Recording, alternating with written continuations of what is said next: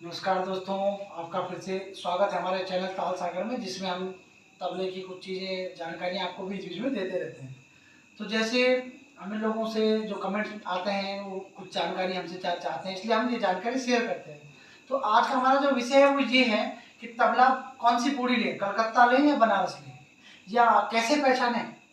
नए स्टूडेंट कई होते हैं जिनको कारीगर कई लोग ऐसे मेरे को बना देते हैं कि लो जी कलकत्ता पूड़ी डाल दी, लो जी बनारस डाल दी, इसका रेट ये, इसका रेट है। तो आपको इनकी जानकारी, अगर आप तबला बजाते हैं तो आपको पूड़ी पहचाननी आनी ही चाहिए।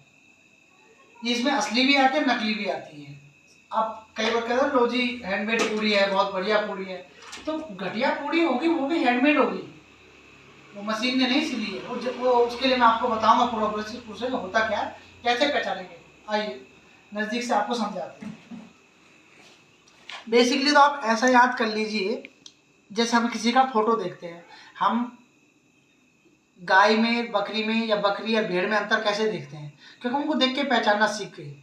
ज़्यादा डिटेल में नहीं जाएंगे तो ऐसे ही पहचान जाते हैं। तो आप इसकी फ़ोटो ले लेंगे, इसकी फ़ोटो ले लेंगे स्क्रीन शॉट एक बार, तो आप पहचान जाएंगे। सुलटा है, इसको उल्टा करके फिर देख लीजिए।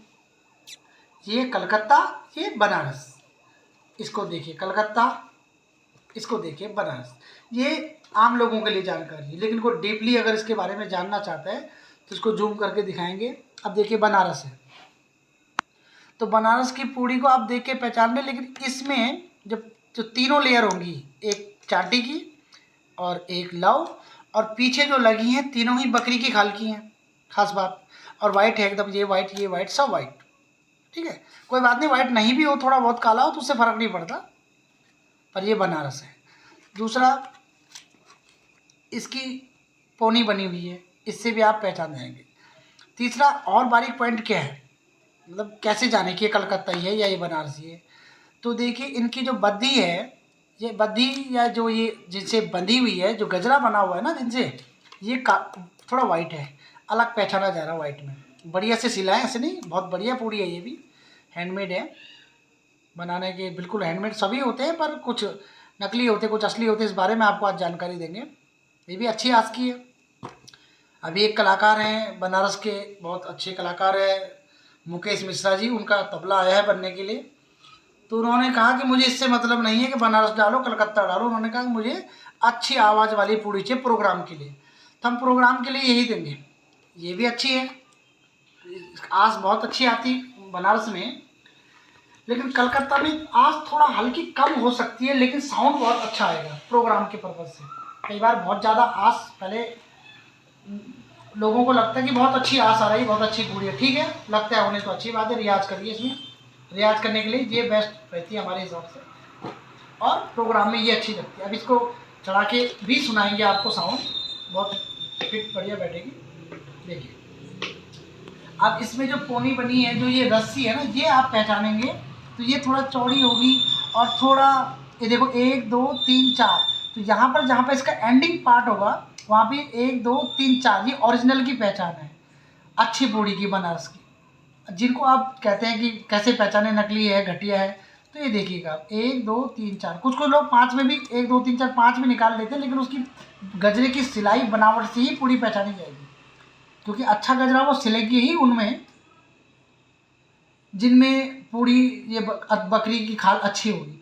अब क्या है बकरी का खाल का, बकरी की जो खाल है उसका जो पेट का हिस्सा होगा, तो ये पेट का हिस्सा होता है जो अच्छी पूड़ी बनाता है, ट्यूनिंग अच्छी आती है। पेट का हिस्सा ना हो, या लोग थोड़ा आगे से गर्दन के हिस्से से इधर उधर से ज़्यादा पूड़ी बनाने के चक्कर में, एक बकरे में एक्चुअल में एक दाएं की और बाएं की ही एक पूरी खाल में पूड़ी निकल सकती है, एक डग्गे की और एक इसकी, या 2 डग्गे की कह दो, या 2 दाएं की अच्छे से निकलती है।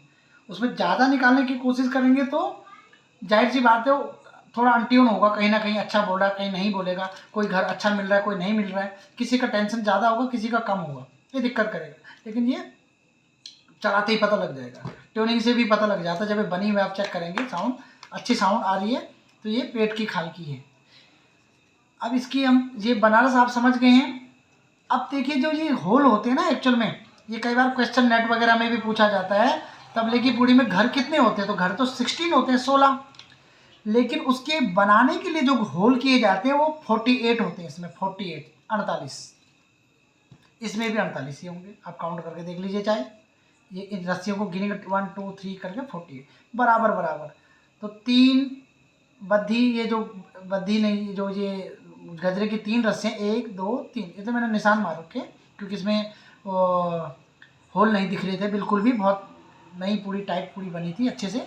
तो ऐसे करके 1 2 3, फिर एक होल आया, फिर 1 2 3 दूसरा होल, 3 3 3 के सेट बनाकर तो 16 3 48। तो ये 48 घर का ये इसका मेथड ये है।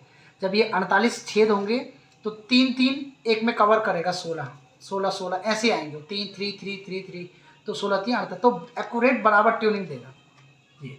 कौशिक कलकत्ता और कौशिक काला। तो आपको इसका गजरे में देखो, इससे मतलब नहीं है कि जो इसमें गजरे में डिजाइनिंग कर रखी, ज़रूरी नहीं है कि ये एक्स्ट्रा रस्सी हो ना हो, ये ज़रूरी नहीं है। ये कई बार तो बाद में ठोक पीट के बाद में अजीब सा दिखने लगता है, इससे कोई ज़रूरी नहीं है कि रखना ही है, डिजाइनिंग के लिए कर रखा है। ये कलकत्ता का गजरा आपको काला ही ज़्यादातर मिलेगा। और अंदर आप जब जाएंगे पूरी के कलकत्ता के, तो ये बकरी की खाल नहीं होगी, ये ऊँट की खाल विशेष कर लेते हैं, और हैवी और मोटी एकदम, हाथ लगाते ही आपको जब खरीदेंगे पूरी दुकान में ऐसे छूकर देखिए तो मोटी लेदर है। बनारस में वहीं आप छोड़िए तो मोटी लेदर नहीं है, लेकिन उसकी जगह इन्होंने क्या कर दिया, तीसरी जो लेयर है उसमें 2 2 लेयर डाल रखी है, मतलब उतना मोटा करने के लिए। मजबूती तो इसमें भी दे दी है बनारस में, और कलकत्ता में एक ही पूड़ा होगा, एक ये पूड़ी में एक होगी ये पीछ अंदर की। कलकत्ता में ऐसा बहुत कम देखने को मिलता है कि ये कटिंग हो, नहीं, ये पूरा एक लेदर होगा। कौन सा वाला, जो अंदर का जो लेयर दिख रहा है वो केवल सेफ्टी के लिए होता है। अगर इस लेयर को नहीं भी रखेंगे तो भी तबला बजेगा, अच्छा ट्यूनिंग हो जाएगा, ऐसा नहीं है, लेकिन मजबूती नहीं देगा। इसको दबा के जब खिंचाव पड़ता है, टेंशन पड़ता है, जब पूरी को पूरा खींचते हैं तो पूरा टेंशन इस पे पड़ता है, मोटी लेयर पे। तो ये लकड़ी हो सकता है कहीं पे नुकीली हो, कहीं साफ ना हो, कहीं दिक्कत हो, तो इसको नहीं काटेगा पूरी को। इसकी वजह से बहुत ज़्यादा खिंचाव देंगे तो कोई भी पूरी फट सकती है, लेकिन वो इसकी वजह से नहीं फटेगी। ये खराब था, अगर किसी का ये सेट अच्छा ना हो या घिसाई खराब हो गई, कोई दिक्कत हो, इसकी वजह से नहीं फटने वाला कलकत्ता की पूड़ी में। तो इसलिए कलकत्ता की पूड़ी लोग थोड़ा महंगी देते हैं चढ़ा के, जबकि आनी तो सेम रेट में थी, मेहनत दोनों में ही बराबर है बनाने में। ये जो हमारे पास बनारस की पूड़ी बना के भेजते हैं, वो स्पेशल बनारस के बनाने के स्पेशलिस्ट हैं बनारस की। कलकत्ता की जो पूड़ी है, ये नहीं है कि कलकत्ता की पूड़ी कलकत्ता से बन के आई, ऐसा नहीं है। बनारस की पूड़ी बनारस में बनी, ये भी नहीं है। जैसे बनारस घराने का कलाकार कहीं भी बैठ सकता है, तो ऐसे ही कलकत्ता बनारस की पूड़ी बनाने वाला कहीं भी बना सकता है। हम भी बनाते हैं, बनारस ही बनाते हैं देहरादून में। और कलकत्ता की पूड़ी जो बनाता हो वो कहीं भी बैठ के बनता, चाहे दिल्ली में हो, चाहे वो बनारस में ही क्यों ना बैठा हो, वो कलकत्ता की पूड़ी बना सकता है।